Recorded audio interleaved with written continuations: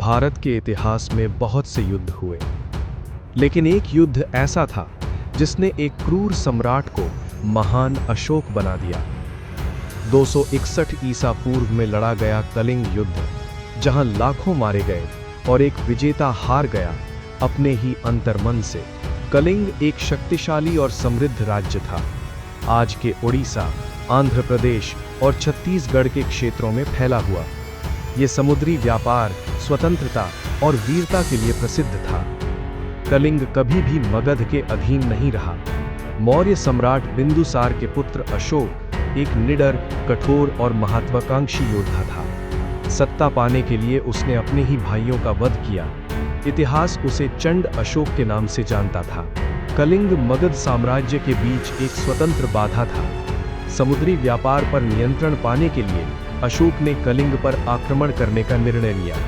ये युद्ध केवल भूमि के लिए नहीं, अहंकार और प्रभुत्व के लिए था।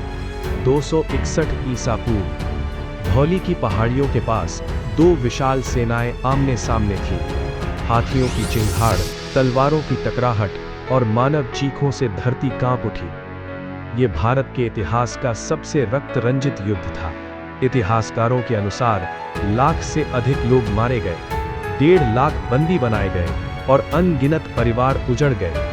नदी का पानी लाल हो गया और कलिंग की धरती शमशान बन गई। युद्ध के बाद अशोक विजेता था, लेकिन जब उसने मृत माताओं, रोते बच्चों और जले हुए नगरों को देखा तो उसका हृदय टूट गया। ये विजय नहीं थी, ये आत्मा की हार थी। यहीं से जन्म हुआ धम्म अशोक का। अशोक ने हिंसा त्याग दी। उसने बौद्ध धर्म अपनाया और अहिंसा को अपना जीवन मंत्र बना लिया। अशोक ने अपने संदेश पत्थरों और स्तंभों पर खुदवाए। अहिंसा, करुणा, समानता, ये थे उसके नए हथियार। कलिंग युद्ध ने भारत को एक महान सम्राट दिया। कलिंग युद्ध ने सिखाया, सबसे बड़ी जीत दूसरों को हराना नहीं, बल्कि स्वयं को बदलना है। ये कहानी है रक्त से करुणा तक की।